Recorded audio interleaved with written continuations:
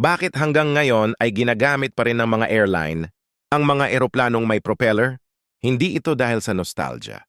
Sa totoo lang, may malinaw na bentahe ang turboprop aircraft na hindi kayang tapatan ng karaniwang jet. Una, mas matipid sila sa gasolina lalo na sa maiikling ruta at mababang altitude.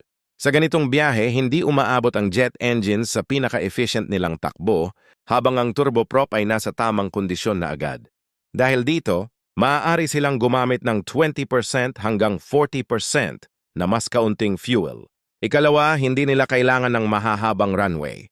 Maraming turboprop ang kayang lumapag sa runways na nasa 4,000 feet lang, kaya nakakaserbisyo sila sa maliliit na paliparan na hindi kayang puntahan ng jet. Mas maayos din silang humawak sa masamang panahon dahil mas mabagal at mas mababa ang lipad nila. At higit sa lahat, mas mura silang patakbuhin at i-maintain habang nananatiling ligtas at maaasahan. Kaya hanggang ngayon, mahalaga pa rin ang turboprop sa modernong aviation.